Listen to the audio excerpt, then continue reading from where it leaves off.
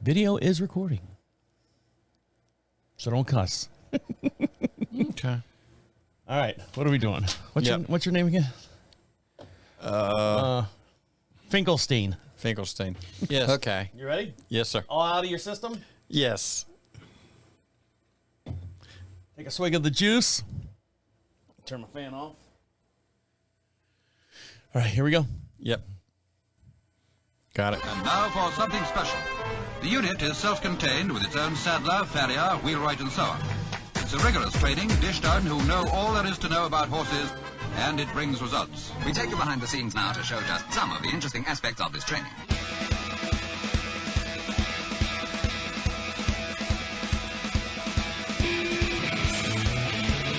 Welcome back to Equine Dynamics with Mike Stein, the best podcast to create sounder horses from the ground up. Mike Stein is a registered journeyman farrier with an APF1 accreditation. On this week's show, we're going to speak about more of the Palmer angle on the high end of shoeing horses, dressage horses. And Mike's got to talk about a little episode that happened there. And also, what observations can you make about the position of a horse's neck? And also talk a little bit more about the digital cushion as well. And over to my far right side is Mike Stein. How are you? I'm doing good. How are you, Travis? Doing all right. So here we are back in the studio, and my wife is back from her little vacation. Look, all she brought me was this shirt. Well, you're almost worth that. Well, I guess she's got a matching one, but hers has got long sleeves. She gets a little cold out there. Yeah. So she's got the same shirt, but a little bit long sleeve. So that's all I got. My wife went on vacation and came back and brought me a shirt.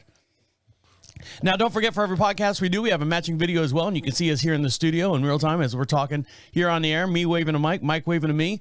And you can also get your questions in if you'd like to ask Mike Stein a question at any time. We'll read it on the podcast and answer it on the podcast to a best of our ability as well. You go over to equinedynamics.com, click on contacts, fill out the little form there, make sure you put podcasts in the subject line so Mike can decipher between all his other emails that he gets as well. Now, Mike, I was taking the day off yesterday. It's Labor Day weekend, so yesterday I took the day off. I got all my work done so I could sit back and relax on Sunday afternoon and maybe get a movie in or something. Now, a movie that I've been wanting to watch for a very long time is a movie called Cowboys and Aliens. It stars Harrison Ford, Daniel Craig, and it was made in 2011. And I've always wanted to see this movie, just never had the chance of getting around and having it available to me. Now, in this movie, it's a Western movie. And now, I don't know how long it's been since I've seen a movie with a great deal of horses in it. I know Braveheart had horses in it and all this other stuff and battlefields and stuff. But what struck me the most in this movie was it was set in the 1800s. And it's, a quirky movie about cowboys battling aliens at the same time. Well, alien technology was blasting and blowing up things around horses, and guns were being fired like close range around horses and stuff. And a lot of horses you've seen in the old movies, like the black and white movies, to knock a horse down, they would use the old-fashioned trip lines, right? Right. And so in these movies, of course, we've evolved in time as far as, animal rights and PETA and the care and ethical treatment for horses or animals in general during movie time. These horses were falling. I mean, rearing up and laying flat on their back or flat on their side or flat on the... Now, have you ever dealt with movie horses, whether it be movie horses or TV horses or anything that a horse has gone through this type of stunt activity? What is your experience with that? Right. Early in my career, I ended up working on some fall horses.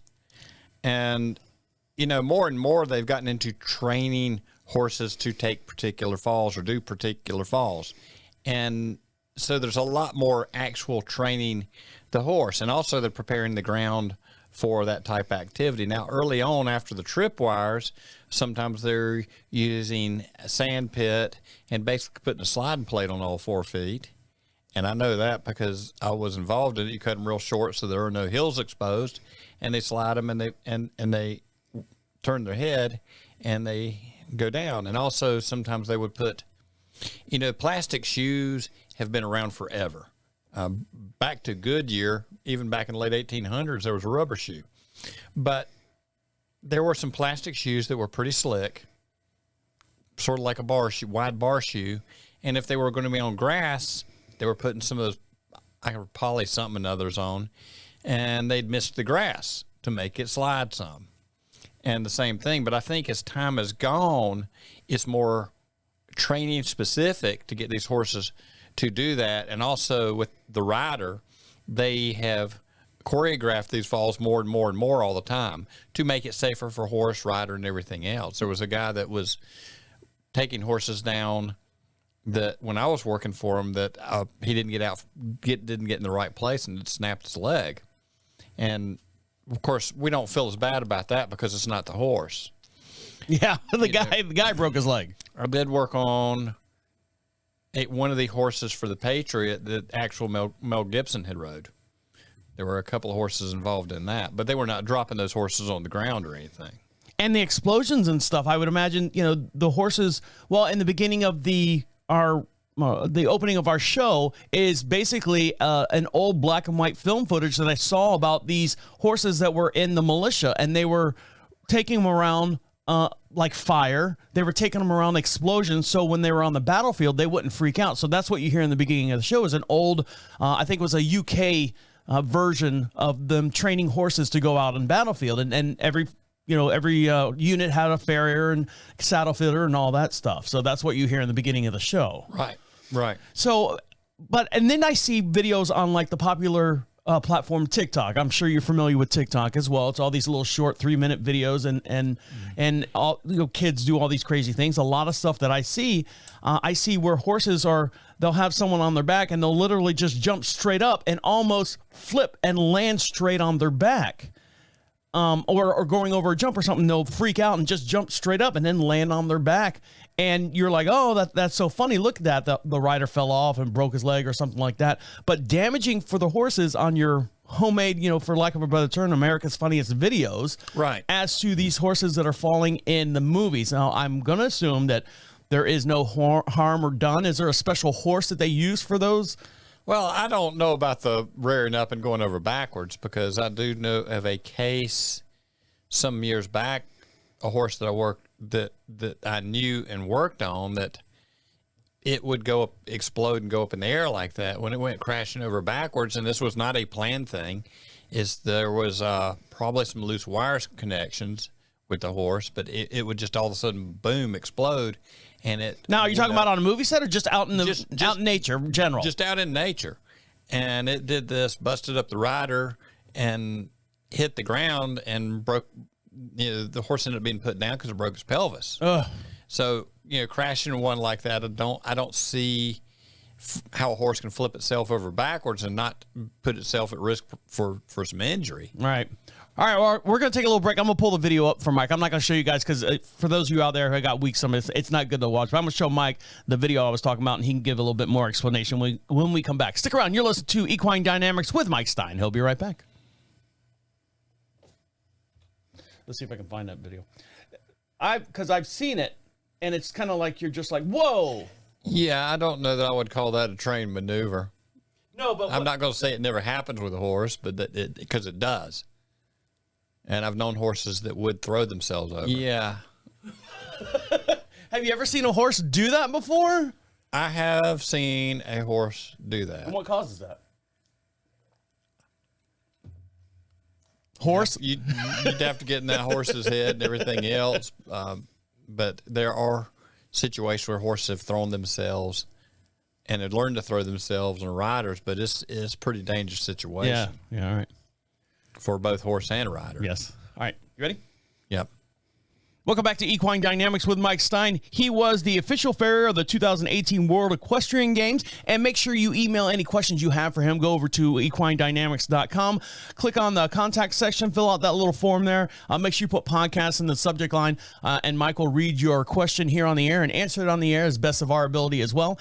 And we'll give you out some free stickers, some magnets. Mike's got some brand new keychains over there that came in because we were running low on some stuff. So we got some keychains for you. So put a return address on there and we'll mail it out to you as well. And over to my far right side is Mike Stein. How are you? I'm doing good, Travis. How are you? I'm doing well. Now, you saw the video of the one lady looked like she was in, we didn't show this. I just showed Mike across the studio desk here, where the lady was sitting on the horse. It was a Western style horse or Western saddle. And the horse literally just jumped straight up in the air with the rider on her and landed right on the back. Now, you said there might be some kind of mental issue with the horses. I mean, aren't horses mental? Well, yeah, no, and I'm afraid I do know of a situation where a horse had gone over on a woman some years ago. Uh-huh. And it nailed her with the saddle horn, and she ended up in the hospital. She was talking for about a day, and then internal injuries took her out. Oh, wow. She died from it. Well, but the horses in the movies and stuff, of course, are taking a lot better care. Apparently, that in this situation, a truck with an equipment trailer had gone down a road. This was a horse that was normally always ridden in the arena, and something clanged and banged, and the horse went, and panicked. And that's what happened. But it wasn't, it wasn't meant to be, and it wasn't a joke. And, there was severe damage. Right. All right. So we're going to talk about the palmar angle on the hind end of a horse while shoeing it, and we're going to talk about shoeing a dressage horse. And so tell us, we talked about a little bit about it last week, so we're going to dive a little bit more into the palmar angle of the high end of shoeing of a dressage horse. Right. Take it away. The palmar angle. Are we talking about just the shoeing of a dressage horse, or one horse in particular? Well, you said you had a situation about shoeing. Right. All right, so let's talk about that. Okay, this was a horse that we had done some adjustments, used an X-ray unit, got the palmar angle. It's not uncommon, I'm afraid, for horses to collapse their palmar angle in the back end, meaning a broken back hoof pastern axis, low palmar angle, which we've discussed drives, because of the tendon going up the back of the leg over the hock, pushes the hock straight, pushes the stifle straight, pushes your pelvis up. Hock and pelvis cannot work independent of each other. The SI joint and the stifle should have a relationship how they flex. They don't necessarily 100% have to. But what the SI does, the stifle should follow. So if the pelvis is pulled out from behind itself, it's not flexing in the SI, it's probably not flexing in the stifle. Now, what we had done was working with our vet, working with an X-ray unit, realign the back end of that horse. And the trainer involved I work with and have worked with for a long time was Brett. And it's like, okay, we needed to make big changes to get the alignment where it needs to be. And Brett was on our show back in season 2, so if you want to hear his show, he was on our show as well. Right. So, okay, we need to back off for a while, let the horse work through it. Tendons and ligaments need to readjust. Tendons and ligaments condition slower than muscles do, and then slowly pick up the work. So they did, and it was in a clinic with Richard that does the long lining, and I cannot pronounce his last name. It's okay. But Richard had commented on how much the horse had changed and how much freer the horse was moving. And the muscles in the hindquarters, the pelvis, the back of the rump's rounding out, the back's coming up, and the back's getting stronger. And he's like, wow, this horse has really made big changes. What's going on? So we came to an idea on that. They said, well, we've made big changes with the shoeing, because they'd been working with this for a while. And then when they got the X-ray unit out there and took a look at that back end, externally, the foot did not look bad. But when you shot those X-rays, we're not where we need to be. So we realigned that, and then the body started mechanically readjusting to get in the bone column where it should be functioning. Now, how often, I know you said this before, but remind us, how often should you take X-rays of your horse? Well, Dr. Mansman, who I used to work with some, Richard Mansman, that's a good person for people to look up what he's done. He's got involved in a podiatry book out there. He likes to see once a year for maintenance. Okay. A minimum, and if you got horses that you're really pushing competitively and you've had issues, and people are like, well, I don't want to spend money on the X-rays. If you've got something that happens down the road, if you shoot good X-rays at said point, you knew where you are exactly at said point. Then you've got a baseline you can work off of.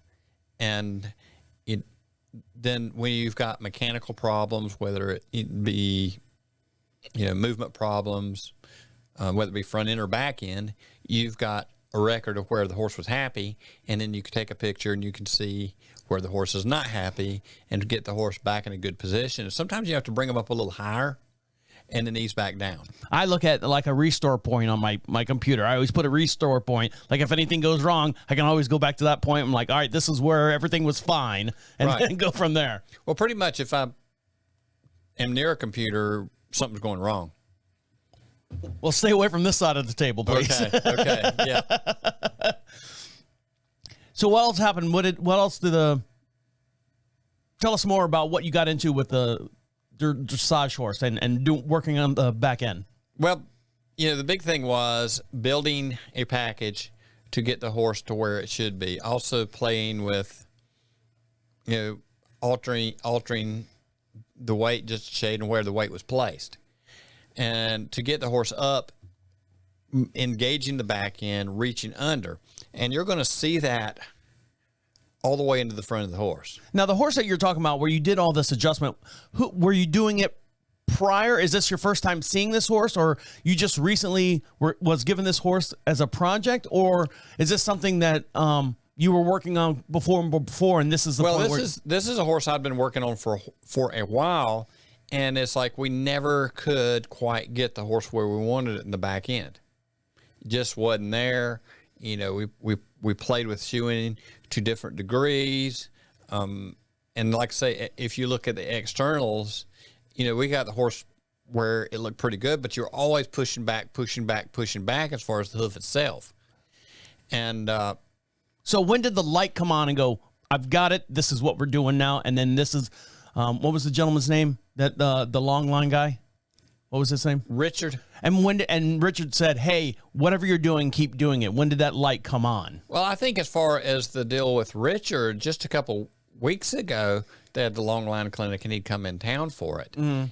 And then, but, it's like, look, we can't quite get it there. We can't quite get it there. We can't quite get it there. We need to know what's going on. He's not flexing like he should be in the back end. He's not coming under like he should be in the back end. Now, as far as that collapse in the back end, if you have a bad saddle or a rider problem, anything that's trying to shove the horse's back down is going to push the pelvis out behind it. If the pelvis is pushed out behind it, that hind leg goes straight, and you start creating a downforce on the back, on like on the back half of your coffin bone, which starts mechanically shoving it to that negative palmar angle or low palmar angle, and you start breaking that joint backwards. And then at that point, well, you're getting into altering your tendon pressure, and how the leg responds to the tendon pressure being altered as far as the function of the leg, which kind of goes back up. Okay, if we've dropped that angle and we've increased that tendon pressure as far as the hock joint itself moving, then the stifle's not going to move. Then it's going to be much harder for the pelvis to move, which is going to be much harder for the horse's back to come back up. And you're going to see that into the shoulder and all the way into the neck. It's like a huge domino effect. Oh, it is very much a domino effect, and it can start at this end, start at the other end. And I have these big discussions, what started first. I used to try to figure it out, and I figured out I don't know. All I do have figured out is immediately this is what we got. Whether it started up at the top, at the bottom, it's all involved, and we got to get the package working together. All right, guys, when we come back, we'll also talk about what position you could look for in your horse's neck to help you as well. Stick around. You're listening to Equine Dynamics with Mike Stein. He'll be right back. Welcome back to Equine Dynamics with Mike Stein. Make sure you follow us on YouTube, and you can see me waving to Mike, Mike waving to me. Search for Equine Dynamics Mike Stein. And again, Mike, your video shares are going up. Your memberships is going up. You're gonna, you're doing well over there. We got 3 people now. 3.5 people. I think there's a kid under 12 watching us as well. Okay. We are a family-friendly show. We do discuss a bunch of deals, a bunch of technical terms here on the podcast, but we try to break it down so I can at least understand it, because I'm the simpleton between the two of us here. And if you have any questions for Mike Stein, go over to Equine Dynamics Mike Stein and fill out the little form there and send your questions in. Put a return address, and we'll send you out some new keychains that we got, some magnets, some stickers, some buttons as well. Now, we're going to talk about what observations you can make about the position of your horse's neck. The position of the horse's neck. As long as it's in front of you. As long as it's in front of you. Hopefully it's in front of you. If you're not, if you're looking at the tail, you may be sitting on the horse backwards. Something's gone wrong. Something is awry. Okay. Your horse's neck. For starters, when you're riding a horse, if you're supposedly trotting in a straight line, the horse's neck should be straight out in front of you, not off to one side. You should be straight behind the horse's neck. Now, what if the horse wants to look at the blueberry patch that's over on the right-hand side, or that lush clump of grass that's on the right-hand side? Well, they do that, no doubt about it. And sometimes if you got a horse that is not tracking straight, the head out there on the end of it is kind of like a cinder block, right? Right. Well, yeah, mine is anyway. But they can use their head as a counterbalance. And also, looking at, we talked about looking at the mane. Do we have any weird splits in the mane in any odd places? That could start talking about if we've got an unevenness somewhere in the horse. So if the mane, place to start. If the mane's all laying on one side of the horse, it doesn't matter what side, as long as it's laying on one side of the horse all evenly until it gets up to the crest of the horse, that's good.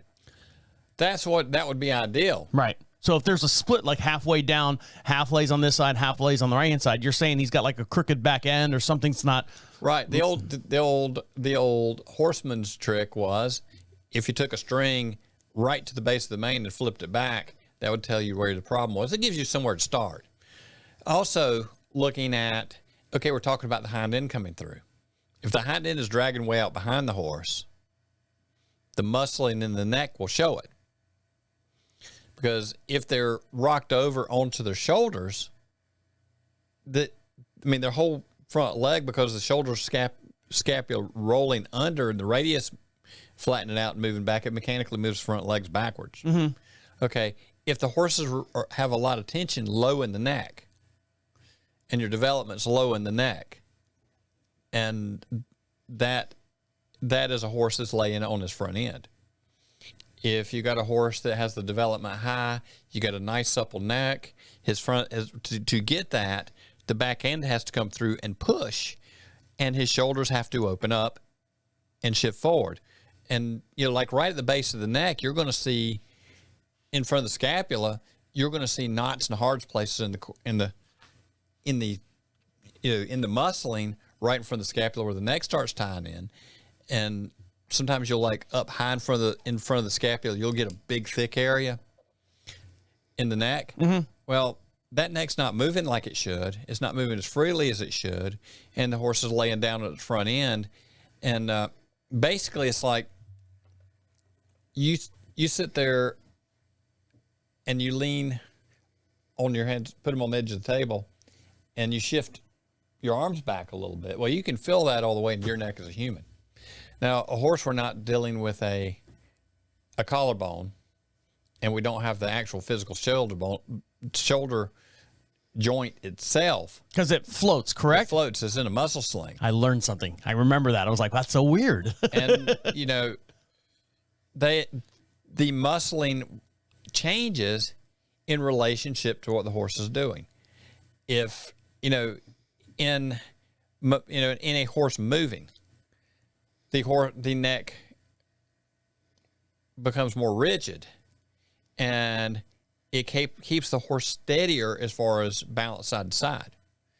When a horse is flexing its neck around, it uses a different combination of muscles and some of the exact same muscles to reach around to its hind corners and bite at a fly. And flexibility of a neck is everything. A horse should be able to flex to the left, to the right, and we should work on that flexion and come under and reach under. My wife, when she gets done riding the horse, I'll go down there while she's, doing the wet scrape and stuff and getting the horse untacked and everything and getting ready to turn her back out. She'll have a handful of peppermints because the horse likes peppermints, both of them, Diego and Dominique. And what she'll do is she'll hold the peppermints down behind her front legs and make that horse do that long, you can see me on the camera here, do that long stretch down in between its legs, and then she'll do the thing where she'll put her back up against the horse and bring the peppermints down the left-hand side, the left flank of the body, and the horse will have to bring its neck all the way around to get the peppermint, and she'll do the same thing on the other side. So I've seen that stretching done. Right. At least on our horses. At least on your horses, and more of it should be done. Because when we start losing range of movement, we start losing athleticism, and we start setting the horse up for potential more injuries. Overflexing a horse in the neck, too heavy on the hands, that's going to show in the neck, and that's going to directly relate to how the horse is coming through as far as movement. This broken back really hard at the pole, and you get this almost a goose step in the front end because the front foot's going to land pretty much where the nose is aimed. If you want him to reach out front, he's got to have it aimed out front a little bit. If you got it broken back way underneath him, and if the foot does flip out front, it's going to drop back and hit the ground. So it's almost like the goose step march, which is, as far as long-term soundness of your horse, is not an ideal situation. Now I have something else to look at when I'm watching my wife ride in a circle out there. Right. Because I just say, oh, you're riding in a circle. I know the different, the inside leg and the outside leg, because my wife rides dressage both on the mare and the 4-year-old gelding that we have out here, and I watch her. But now I've got something else where I can actually sit there and not feel like I'm watching paint dry, because me watching horses go around in circles is kind of boring, but I love the technical aspect of it. And this is more and more getting me into that. The more tied up the horse, the more knotted up the horse is in the neck, the less range of movement you're going to have in your scapula. And for a horse to absorb shock, that shoulder has to open up and reach and be able to absorb shock and move in and out. If he's tied up in the shoulder and the scapula is not moving, the shoulder joint is not moving because everything is locked up and knotted up. With hunter horses in particular, I was talking about, well, it's got too much knee action. If I've got the shoulder all tied up, for him to reach forward, he's got to bend at the elbow. And if he's bending primarily at the elbow, knee comes up. It doesn't have any choice but. And that can be everything from saddling to anything else we've talked about. Hind end knot under him, the saddling trapping the scapula. The scapula's got to be able to move. You will see it in the neck. You'll see overdevelopment. You will see him, muscle locking. You'll find knots in the muscles, and the scapula can't move freely. So, just learning to pay attention to a few points and start putting together the puzzle, you can start seeing what is going on mechanically in your horse. All right, guys, stick around. A couple more things to talk to, and we'll let you get back to enjoying this beautiful weekend that we're having here on Labor Day weekend. You're listening to Equine Dynamics with Mike Stein. He'll be right back. Make sure I got the camera right. There you are. Look how cute you are. I'm just adorable. You're sitting there like waiting for your the teacher to bring around milk and cookies. Yes, that's it. All right, here we go. Welcome back to Equine Dynamics with Mike Stein. He is now the licensed thoroughbred farrier, or licensed through the Kentucky Horse Racing Commission for licensing farrier for thoroughbreds. Did I say all that right? I can do that over again if you want me to. It's close enough, stumbling through it. Yeah, you got it. And Mike, you can see Mike over there in front of the camera. He looks like the teacher's. He's waiting for the teacher to bring over milk and cookies for him. He's over there like in first grade class, elementary school. He's just sitting there with a big smile on his face. And you can see him over at YouTube as well. Make sure you like and subscribe to him over there as well, and get your questions in over at equinedynamics.com. And over to my far hand side is Mike Stein. Hi. Hi, Travis. You traded your milk and cookies for coffee and water over there, I see. I did. A lot of coffee. Now, this is an article that I pulled up, and only because I was like, this is kind of interesting to me. What makes a strong digital cushion? And did you know a digital cushion is the largest structure within the hoof capsule? And for this reason, it's a very important job to do a shock dispersion and the, what's this word right here? Hemodynamics? I'm not even going to try that word. Needless to say, hemodynamics. There you go. Hemodynamics. Needless to say, it is recognized that a good digital cushion is vital for hoof care. But our new historical studies of the digital cushions questioning the current held ideas and what the difference between a strong and a weak cushion is. So, Mike, can you help us understand the difference between these? And first of all, what is a digital cushion? You call it something else. A lot of times I'll say the plantar cushion, which is above the frog, and frog forms around. So is it tomato type deal? Well, that is a part of the digital cushion. Okay. I'm talking about just right there at the frog in particular. Okay. The digital cushion comes up between the bulbs of the heels, above the hoof capsule itself, and you can see in the bulbs of the heels the digital cushion protruding above the hoof itself in the hairline. And I've got this the picture demonstration right here on the YouTube channel. So you make sure you go over to YouTube and search for Equine Dynamics with Mike Stein. Then that's the outline of what it is right there. You can see the top part of the digital cushion. You can see your lateral cartilage is the top part of them. And the digital cushion itself, at one time, we always thought, well, blood goes to the digital cushion, and the digital cushion is the blood pump. When the frog fills up with blood, they step on it, pushes the frog up the leg.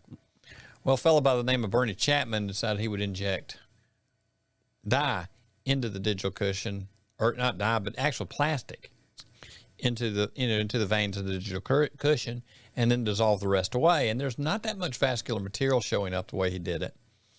And when you do limb dissections, that is very white, a healthy one is very like a fascia type material.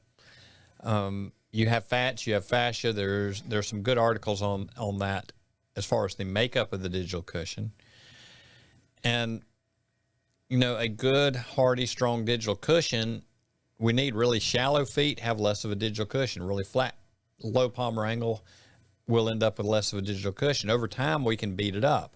Also, when we're trimming a frog, the digital cushion comes up, across, dips down the middle, and down, and is fairly straight up and down.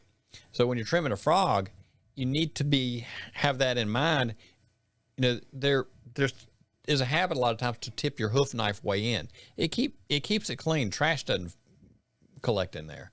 And we do need to probe down in there, and we do need to clean it up for maintenance of horses in a domestic environment. And it says also, do changes of the cushion's architectural suggest different jobs? Is there a correct correlation between external characteristics and internal compositions? And do we need to adopt new ways of thinking about this? And what makes a strong digital cushion? Well, thoroughbreds that are racing usually get a plate on at a pretty young age.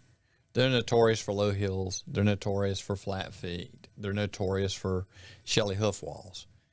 The hoof itself and the internal structures are still developing as the horse grows up. If we can keep these feet natural, without shoes, whatever, until we really have to. Now, a lot of times, well, we're training for this, we're pushing the horse at this pace, we need to get shoes on it so we can train harder. Maybe we shouldn't be training that hard at that age.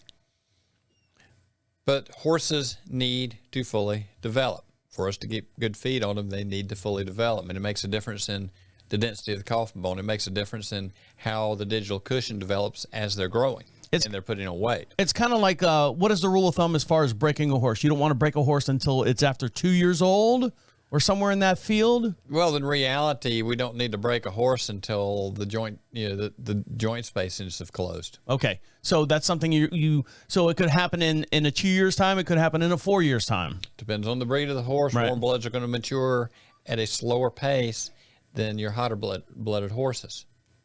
So that needs to be considered when you're starting a horse, because you don't want to push them in that developmental stage too hard, too fast. And this article says is what is a digital cushion really made of, and do digital cushions even contain fibrocartilage? There are some new studies out there, and they're rethinking what we've thought about as far as the makeup of a digital cushion. Some of them are fattier. Some of them have more fibers, more fascia type material in it. And is that due to diet or due to workload? Due to diet, due to workload, due to lack of being used. Right. And we're getting more and more where we're looking more at using the back of the foot, structures in the back of the foot as a support structure to keep the foot healthy, shod or unshod. And as far as the digital cushion itself, when a horse is trotting out, and I think this is where I'm left, and some of what I'm getting ready to say is being studied and being changed how we're thinking right now. Okay. That as the foot hits the ground, you get some expansion. If you got a horse that's not underrun, if you got a horse that's not contracted, because some of those feet, the heels actually can shove under and in on impact.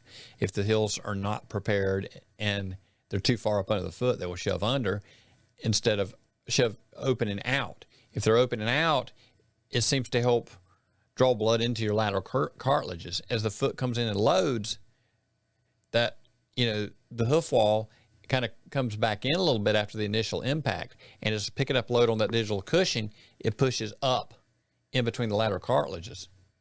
And one of the ways it was explained to me is then the digital hook cushion between the digital cushion and the wall helps with a little bit of compression. Some people say it's creating a vacuum in the leg to help draw blood back up the leg. But, you know, it's very different than when I first started doing this. Well, they get that blood into the frog, and the frog pushes up the leg. It's not actually going into the frog itself, but it does play a part of the dynamics of blood flow in the foot. And, you know, think about hydraulics and your shock absorbers. You know, fluid moving in the foot helps to absorb shock and dampen the impact of a 1,200-1,300 pound animal running at 35 miles an hour and jumping 6 feet in the air and over hurdles and stuff. Exactly. All right, guys, stick around. One more segment. We'll let you get back to enjoying the rest of your day. You're listening to Equine Dynamics with Mike Stein. He'll be right back.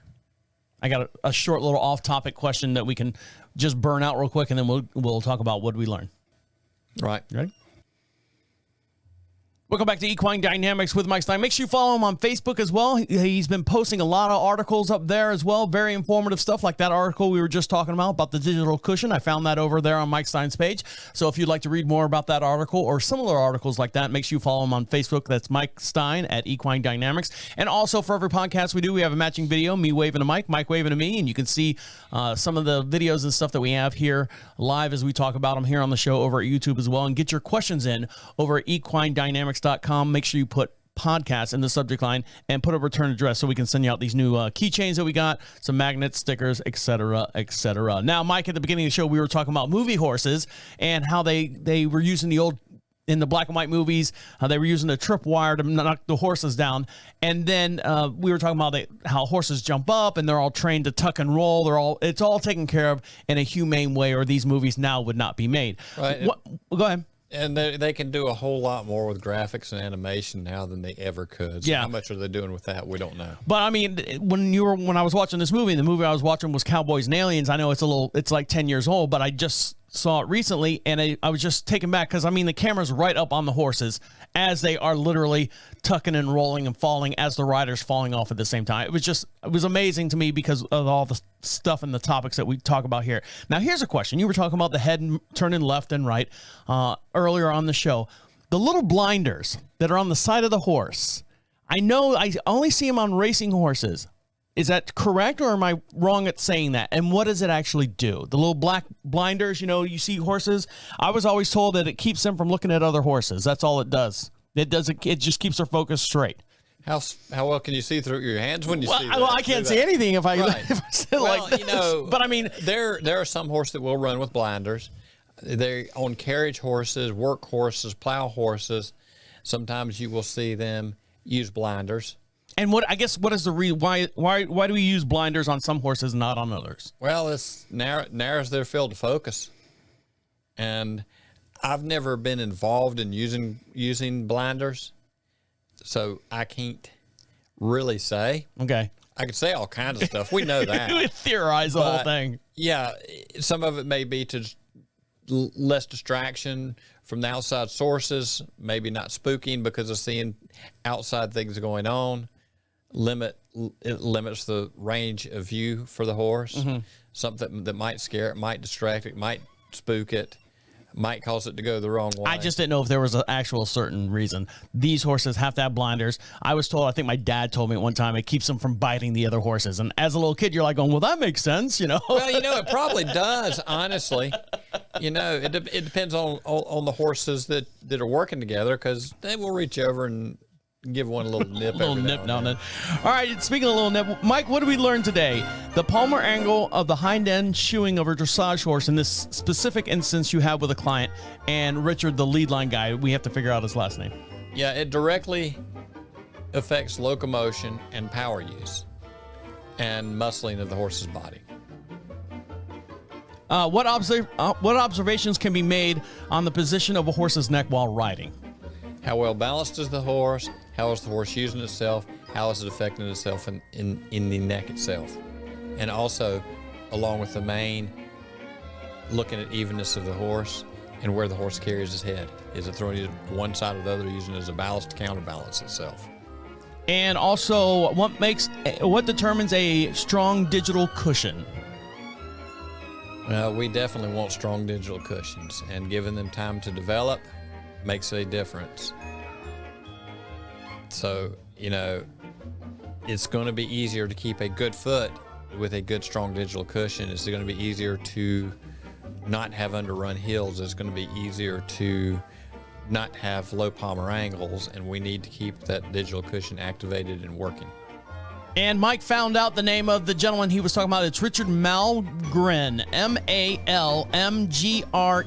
Malmgren. Is that how you pronounce that? Richard Malmgren. I think so. I always mispronounced his name for however long. Yeah, That's why I wasn't sure what his name was. Well, there you go. All right, guys, on that note, we're going to let you get back to enjoying the rest of your day.